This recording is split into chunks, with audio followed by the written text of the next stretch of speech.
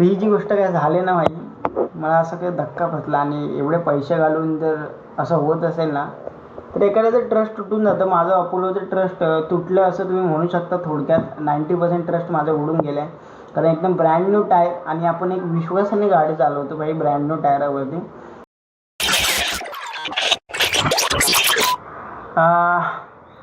तर काय म्हणताय मंडळी, कशा आहेत सर्व?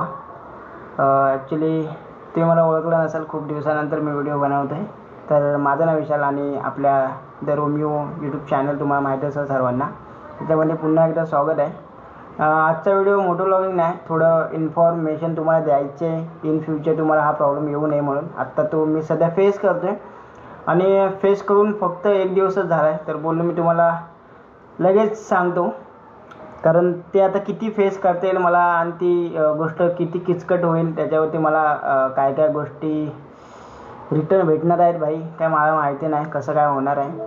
तर त्याच्या आधीच मी व्हिडिओ बनवतो आहे. गोष्ट अशी आहे, मी ना जो अपोलो, तुम्हाला माहीत असेल अपोलोचा टायर आहे, मी जो माझ्या बाईकला सध्या यूज करतो आहे. हा व्हिडिओ आय थिंक त्याच्यानंतर व्हिडिओ होईल जेव्हा माझा मी टायर चेंज करायचा व्हिडिओ टाकेन, अपोलो ट्रॅम्पलर XR. त्याच्यानंतर हा मी व्हिडिओ पोस्ट करेन. माहीत नाही आधी पण करू शकतो, कारण टायर घालून फक्त बोलाल ना की 1 महिन्यात झाला आहे. मी 1 फेब्रुवारीला टायर घातला नवीन, आणि कालच टायरचा सीन झाला. म्हणजे प्रॉपर 1 महिना झाला, प्रॉपर म्हणू पण नाही शकत, 1-2 दिवस पुढे मागे. काल 1 मार्च आणि आज 2 मार्च. हा 2 मार्चला मी व्हिडिओ बनवतो आहे. तर सीन असं झाला, टायर चांगलं चालत होतं, गाडी चांगली चालत होती. आणि तुम्हाला माहीत असेल आम्ही आता हा ऑडिओ मी ॲड करेन, फेस तर ॲड करणार नाही, किंवा मी बाजूला माझा ऑडिओ दाखवेन. ॲक्च्युली काय झालं, जे ब्लेड असतं माहिती असेल तुम्हाला, एवढंसं जे छोटंसं ब्लेड भेटतं दुकानामध्ये 10-20 रुपयाला. ओके, नॉर्मली ते येल्लो हिरव्या कलरमध्ये असतं, मला माहीत असेल एवढं छोटंसं असतं ब्लेड. ओके, ते ब्लेड पूर्ण टायरच्या आतमध्ये गेलं आहे, फ्रंट टायरमध्ये, आणि टायरला पूर्ण लाईन आले, म्हणजे पूर्ण टायर कट झाला आहे. आणि टायर घेऊन 1च महिना झाला आहे. आता मी खूप जणांना विचारलं तर हे बोलतं की वॉरंटीमध्ये नाही होत हे.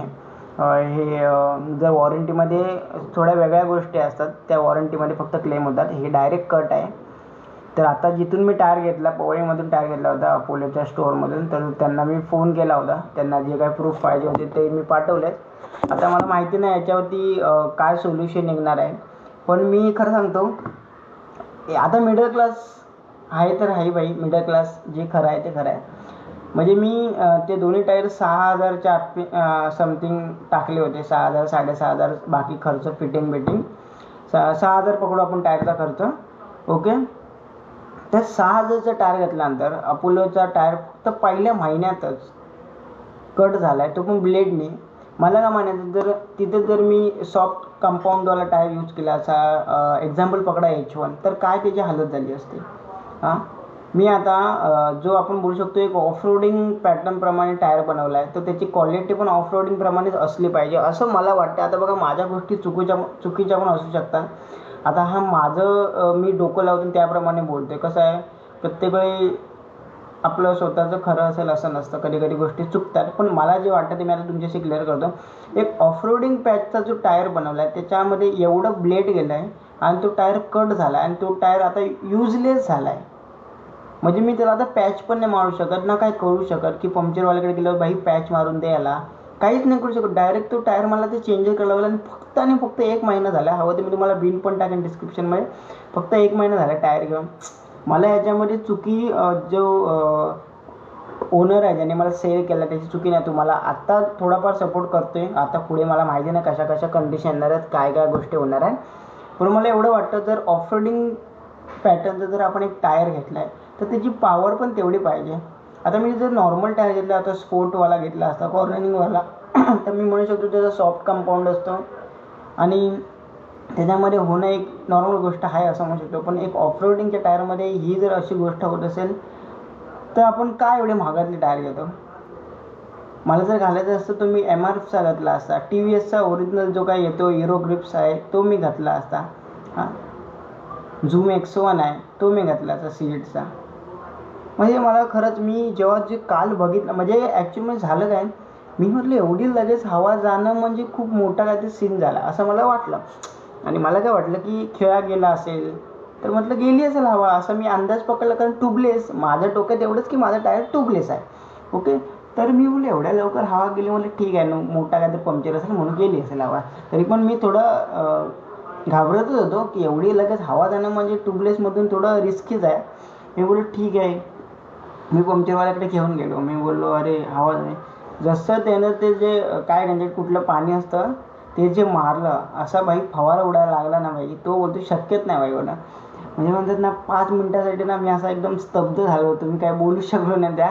आणि एकदम टायर कोरा कोरा, म्हणजे तुम्ही म्हणू शकता 1 महिना मी गाडी चालवला आणि 1 महिन्यामध्ये मी गाडी कुठेच ना अजून घेऊन गेलो, फक्त ऑफिसला मी घेऊन जातो, म्हणजे फक्त 20 मिनटावरती जाणं, 20 मिनटं येणं 20 मिनटं. आणि 1 महिना झाला आहे, त्याच्यामुळे एकदम चकाचक टायर आहे. तुम्ही जे टायर बघितलं ना भाई, मी त्याला ते हे केलं, ते नावं हायलाईट करतात सर्व केलं. म्हणजे मी एवढा खुश होतो ना भाई, कारण माझ्या गाडीसाठी मी जी गोष्ट करतो ना ती एकदम टॉप लेवलची करतो. आणि त्याच्यामध्ये मला आवडतं अशा गोष्टी करायला. हां, तर हे मला अपोलोच्या बाबतीत होईल मला असं कधी वाटलं नव्हतं. त्यामुळे जेव्हा झालं ना, मी 5 मिनटं अक्षरशः शांत झालो आणि भाई माझी चिडचिड व्हायला लागली. लगेच मी बोललो चला भाई घरी जातो. मी गाडी घेतली, हवा भरली आणि गाडी घेतली आणि सीधा पार्किंगला लावली. आणि आता त्या आता मी पार्किंगमध्ये जाऊन त्याला फोटो पाठवला. मला ना खरं म्हणजे विश्वास उडून गेला. जर मी आता कुठे लांब गेलो आणि ही जर गोष्ट झाली असती तर किती भाई महागात पडलं असतं. कारण हे पॅच लावून पण होणारी गोष्ट नाही, डायरेक्ट टायर चेंज. आणि एवढंसं ब्लेड भाई, मला समजत नाही ते ब्लेड उभं होतं का रोडवरती, जर माझे टायर असं डायरेक्ट. आणि फ्रंट टायर, बॅक साईडच्या टायरसुद्धा आपण म्हणू शकतो की गाडीवरती वेट असतं भाई, टायरवरती वेट असतं. तर फ्रंट टायरवरती एवढं काय वेटचा प्रॉब्लेम येत नाही. आणि माझं असं किती वेट आहे भाई, 50च्या आसपास असेल माझं वेट. ही जी गोष्ट काय झाली ना भाई, मला असं काही धक्का बसला. आणि एवढे पैसे घालून जर असं होत असेल ना, तर एखाद्याचं ट्रस्ट तुटून जातं. माझं अपोलोचं ट्रस्ट तुटलं असं तुम्ही म्हणू शकता. थोडक्यात 90% ट्रस्ट माझं उडून गेलं आहे. कारण एकदम ब्रँड न्यू टायर, आणि आपण एक विश्वासाने गाडी चालवतो भाई ब्रँड न्यू टायरावरती. आणि ते ट्यूबलेस आहेत. जर एक्झाम्पल समजा तिथं जर मी हाय स्पीडवरती असतो तर काय झालं असतं. ट्यूबलेस आहे, ट्यूब असतं तर भाई अजूनच सीन वाढला असता. पण हा ट्यूबलेस आहे. ट्यूबलेसचे टायर पण भाई क्वालिटी एवढी जर त्याची बेकार असेल, एका ब्लेडने जर टायर उडत असेल, तो पण ऑफ रोडिंगचा पॅटर्नवाला टायर, तर ही गोष्ट विश्वास ठेवण्यासारखी आहे का? तुम्ही विश्वास ठेवाल का? आणि 1 महिना पण नाही झाला भाई, एक वर्ष जरी झालं असतं टायरला, मी म्हटलं असतं ठीक आहे भाई, झालं सोडून द्या. 1 महिन्यामध्ये तुम्हाला जर 2-2.5 हजाराचा फटका बसत असेल तर भाई तुम्ही त्या ब्रँडवरती कसं काय ट्रस्ट करू शकता? कोणत्या विश्वासाने तुम्ही त्यांच्याशी पुन्हा बोलायला जाऊ शकता की भाई तुमचा टायर मी घेतो आहे? माझा ट्रस्ट अक्षरशः तुटून गेला आहे. पण आता बघू, आपल्याला ज्याने सेल केलं आहे तो किती आपल्याला म्हणजे सपोर्ट करतो. तो बोलला एकदा पाठव, मी कंपनीला पाठवतो. आणि तो असं पण बोलला की माझ्याकडे फ्रंट टायर आहे, मला असं वाटतंय बदलून देईल असं. पण आता बघू काय होतं आहे. आता मी गाडी ऑफिसला पण नाही नेऊ शकत, माझा मूड खराब झाला आहे. म्हणजे माझ्या आता सगळ्या गोष्टी सेट होत्या. म्हणजे टायर सेट होता माझा, गाडीची बॅटरी नवीन टाकली होती, गाडीची सर्व्हिस केली होती, म्हणजे सगळ्या गोष्टी सेट होत्या. मला फक्त आता एक नवीन गोष्ट घ्यायची होती. आता ती मी नाव पण नाही सांगू शकत मी नवीन गोष्ट काय घेणार आहे. आणि ती मला चांगल्या दिवशी घ्यायची होती. पण आत्ता हा पुन्हा सीन झाला ना, त्या गोष्टीतले 20% पैसे माझे आता इथेच गेले. म्हणजे मी आता ती गोष्ट घ्यायची पण माझी इच्छा नाही, म्हणजे माझी इच्छाच मरून गेली असं तुम्ही म्हणू शकता थोडक्यात.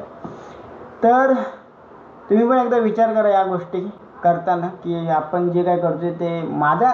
बघा अपोलोच्या बाबतीत मला हे नाही आहे की मी जे ब्रँड चॉईस केलं ते चुकीचं आहे किंवा होतं असं. पण आता ब्रँड किती मला सपोर्ट करतं याच्यावरती डिपेंड आहे. आणि माझ्या मते हे वॉरंटीमध्ये नाही येत, पण 1 महिना झाला आहे म्हणून मला त्यांनी सपोर्ट केला पाहिजे. जर 1 वर्ष झालं असतं तर मी बोललो असतो की सपोर्ट नाही केलं तरी चालेल. मी मान्य करतो की ब्लेडने हा ज्या गोष्टी होतात त्या वॉरंटीमध्ये क्लेम नाही होत. पण आता 1 महिना झाला आहे म्हणून ब्रँडचा किती सपोर्ट आहे, सेलरचा किती सपोर्ट आहे, कारण सेलरचे पण चांगले रिव्ह्यू आहेत त्याच्या गुगल मॅपच्या रिव्ह्यूवरती. तर आता रिॲलिटी खरं कळेल. मी आता तर तुम्हाला काय बोलणार नाही ब्रँडबद्दल या सेलरबद्दल निगेटिव्ह गोष्टी. आतापर्यंत तर सगळ्या गोष्टी पॉझिटिव्ह झाल्या आहेत. मेन गोष्ट जेव्हा मेन वेळ येईल तेव्हा बोलायची वेळ येणार आहे.